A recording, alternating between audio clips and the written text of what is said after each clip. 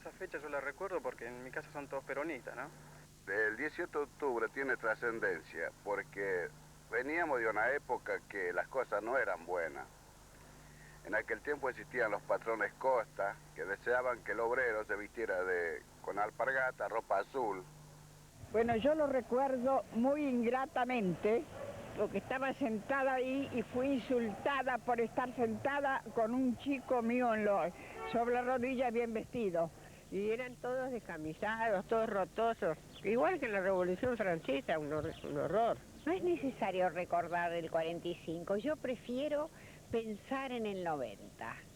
Estamos con la mirada puesta y la esperanza puesta en el futuro. El pasado me tiene sin cuidado. Yo no sé nada de eso. No sé nada, la verdad que no sé nada. No tengo ni idea. Para mí significa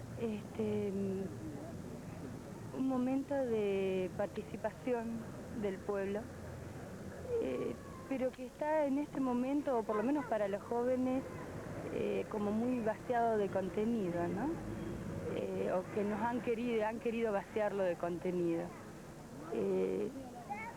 Para la gente que vivió su adolescencia durante la dictadura, a veces resulta difícil rescatar estos momentos, estas gestas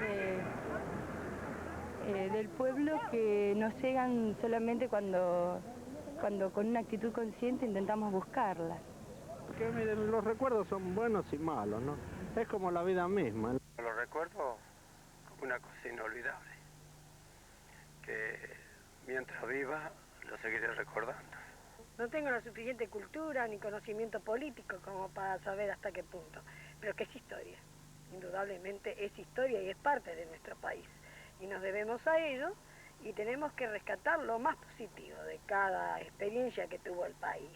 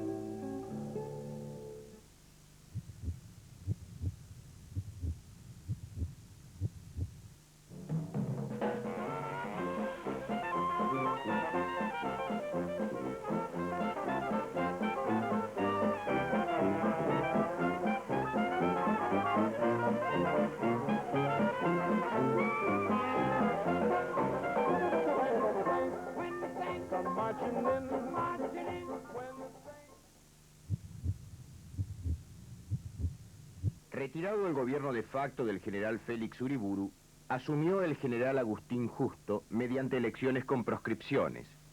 Se iniciaba un periodo al que sus críticos llamarán década infame. La constante sería el fraude.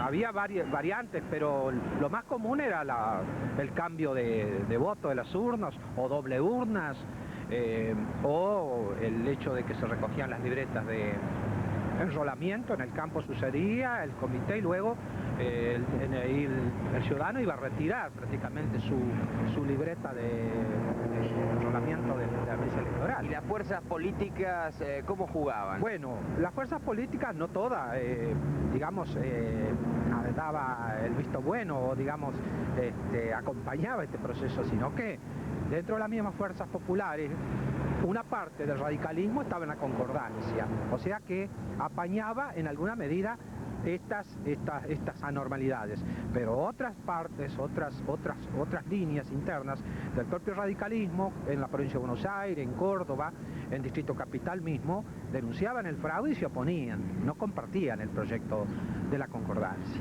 Década infame fue un eslogan de tipo político que realmente tuvo mucha eficacia en ese momento, pero los historiadores tenemos que ver las cosas no con categorías políticas, sino con categorías históricas.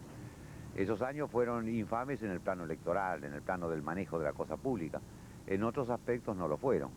Y creo que ¿Cuáles, por ejemplo? En el aspecto de una modernización del Estado, en la de una nueva estructuración de las posibilidades industriales del país, en la riqueza del país en ciertos sectores y su inserción en el mundo, en la eclosión intelectual y cultural que hubo en aquellos años. Es decir, hay que discriminar, me parece, lo que es una bandera de lucha política y lo que es una visión histórica, ¿no? Ahora, ¿qué, digamos, correlación con los aspectos económicos tuvo ese periodo? Bueno, evidentemente fue un periodo donde se intentó revivir una sociedad que ya estaba haciendo agua por todos lados. Me refiero a la asociación entre Argentina y Gran Bretaña, que tuvo su momento de brillo, digamos, en los primeros años de este siglo, pero que ya en los años 30 no podía funcionar porque Gran Bretaña había dejado de ser el socio que nos interesaba a nosotros. Gran Bretaña fue nuestro gran inversor, fue nuestro gran cliente, pero ya en los años 30 la crisis mundial había cambiado mucho las cosas y entonces desde el pacto Roca-Runciman en adelante, lo que intentó la clase dirigente de ese momento fue revitalizar un tipo de vinculación con Gran Bretaña que ya no podía funcionar. Hay un reacomodamiento de la dependencia argentina con respecto a Gran Bretaña que comienza tras la firma del Tratado Roca-Runciman, por el cual, si bien los ganaderos argentinos recobran parte de lo que han perdido de venta en el mercado inglés, como contraprestación la Argentina se obliga a dar ventajas al capital inglés en la Argentina. Y viene una serie de medidas favorables al poder financiero británico, comenzando por la creación de un banco central mixto, la cual tenía entero dominio la banca británica. Y luego la Corporación de Transporte, la Coordinación Nacional de Transporte, los acuerdos petroleros, varios, la prórroga de los convenios de la CADE, en fin, una serie de medidas que para muchos argentinos les revelaron por primera vez de que la Argentina era un país dependiente. En ese lapso, del 32 al 42, por estos mismos hechos que estamos señalando, muchos intelectuales, militares, civiles, dirigentes políticos de nuevas generaciones fueron tomando conciencia de esta problemática nueva. Y en el ejército se va, a comienzos de la década ya del 40, se va a generar un núcleo, una sociedad secreta, una logia, por lo menos características de logia, que es el Grupo de Acción, que se crea con la idea de tomar la conducción política del ejército, porque en el año 43 va a haber renovación presidencial, puesto que el mandato termina de Castillo, continuando el mandato de Ortiz, termina en el 43 y en el 44 tiene que asumir el nuevo presidente. Y ahí han muerto las figuras importantes como Alvear I, justo en el propio año 43 al comienzo, y los partidos tradicionales se quedan sin candidato importante. Eso obliga al partido oficial, a Castillo, a apurar el tema de las candidaturas y anuncia entonces la de Robustiano Patrón Costa, una figura totalmente desacreditada. Esto precipita dentro del ejército el movimiento de junio del 43. La revolución del 4 de junio, según el historiador Roberto Potash, no fue gesta del Grupo Obra de Unificación, GO, al que nos referiremos luego.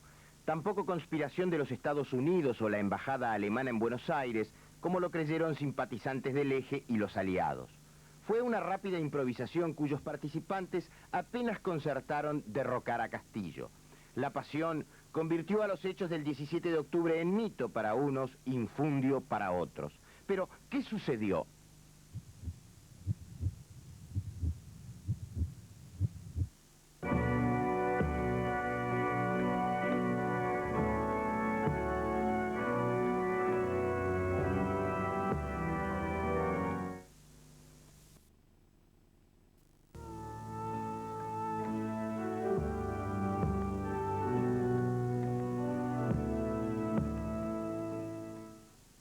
...1945... desenlace de la Segunda Guerra Mundial. Los aliados cerca de la victoria convienen en reuniones en Yalta y Potsdam sus futuras áreas de influencia. En abril es ejecutado Mussolini y cae Berlín. Hiroshima y Nagasaki conocerían en agosto el terror atómico.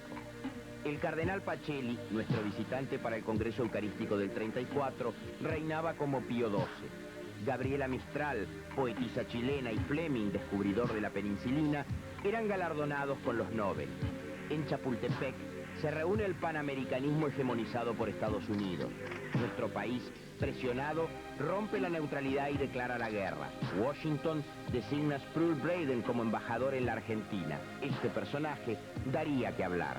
El contexto internacional fue fundamental para entender la revolución del 43, la posición neutralista en la que se mantuvo el gobierno de facto y la posterior evolución presionada fundamentalmente por Perón, que veía que la guerra terminaba con el triunfo de los países aliados y que la Argentina iba a quedar totalmente marginada en el nuevo contexto mundial. Es lo que hace, lo que hace necesaria la suscripción de una declaración de guerra absurda cuando la guerra ya estaba terminada casi, ¿no? Pero de ahí en adelante lo que ocurre es también una suerte de proyección de lo que había pasado en los campos de batalla a la Argentina. Y una proyección bastante equivocada y bastante negativa. Para los sectores opositores al gobierno de facto y a Perón mismo, esto era una lucha de la democracia contra el nazismo, como había ocurrido en Europa, lo cual era equivocado, evidentemente. Y por parte de los sectores que apoyaban a Perón, todavía de un modo incipiente, estamos hablando de los principios del 45, lo que hay fundamentalmente es una lucha por una cosa nueva no demasiado definida tal vez, pero encarnada en la figura de este hombre Perón, que era un intruso en la política, inconvencional en sus discursos, que se permitía cosas tan escandalosas como tener una relación notoria con una actriz, etc. Se estaba definiendo evidentemente la lucha entre una Argentina anterior y una Argentina nueva. Se ha discutido mucho el tema de la neutralidad, casi poniéndolo como un sinónimo de apoyo al eje. Sí, no era tal. La política internacional de la Argentina, yo diría desde la primera conferencia panamericana, fue siempre de manos libres, para denominarla de alguna manera. Es decir, ya en la Primera Guerra Mundial es conocida también la actitud neutralista del presidente Hipólito Yrigoyen, y no fue neutralista porque simpatizase con Alemania, sino simplemente porque consideraba que preservar a la Argentina de meterse en la guerra del conflicto mundial no era perjuicio, sino que era preservar, era precisamente, comportaba beneficios, inclusive el de poder crecer internamente. Se abrió durante la Primera Guerra un proceso de industrialización en el país, que luego también se va a mostrar con más fuerza durante la Segunda Guerra Mundial. De modo tal de que la neutralidad no debía, en rigor, juzgarse como un hecho favorable al eje. Aún más, hay algunos historiadores que opinan de que en realidad a Inglaterra, que era parte de los aliados, le convenía la neutralidad argentina. Esta es otra interpretación que se da a veces sobre la neutralidad argentina. Pero, digamos, la neutralidad argentina yo la veo como una reiteración de una política, como la política de no intervención en los asuntos internos, que ha sido permanente en la línea tradicional de la República Argentina. Algunos interpretan que en 1943 hubo dos revoluciones, la del 4 y 6 de junio. Según ellos, la segunda fue la revolución del GO con los coroneles a la cabeza. Antes, el general Arturo Rawson, presidente designado, no pudo asumir. Hubo dos etapas en la revolución del 4 de junio. Una etapa que va de junio a octubre del año 43. sin definiciones de proyecto, sobre todo de proyecto social alguno. Es una administración ordenancista de la República, en alguna medida con posiciones de censura en algunos aspectos, en algunos campos, por ejemplo los medios de comunicación, en fin, toda esa primera etapa más militar que político-social, que va de junio a octubre. En octubre, el 27 de octubre del 43, se produce una designación que para muchos no tenía ninguna importancia, y el tiempo se encargaría de decir cuál fue la importancia de esa designación. Fue el nombramiento del coronel Perón, hasta ese entonces un coronel más dentro de los equipos de gobierno, como director del Departamento Nacional del Trabajo, que era, en aquella República Liberal anterior al 43, era una dependencia más dentro del Ministerio del Interior que se dedicaba a llevar estadísticas y algo del mundo laboral, pero no jugaba ningún rol de política social que tuviera algo que ver con las cuestiones sociales del país. Sin embargo, al mes siguiente, a fines de noviembre, el coronel Perón lo había transformado en la Secretaría de Trabajo y Previsión, con rango ministerial. Ese cumplimiento que nos llevó siempre a preferir los realizadores a los teorizantes fue la consigna rígida a la que ajustamos nuestra acción estatal. Hemos sido fiel a ella porque entendemos que mejor que decir es hacer, y mejor que prometer llega desde puntos del país alentando la confianza de un pueblo defraudado que comienza a creer en la justicia social y siente por primera vez el orgullo de saberse escuchado y de sentirse argentino.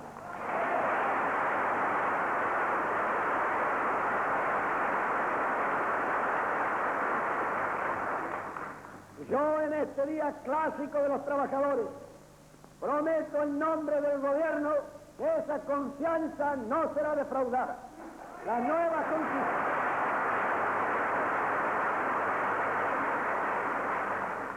Las nuevas conquistas darán a esta conmemoración un sentido más patriótico y más argentino.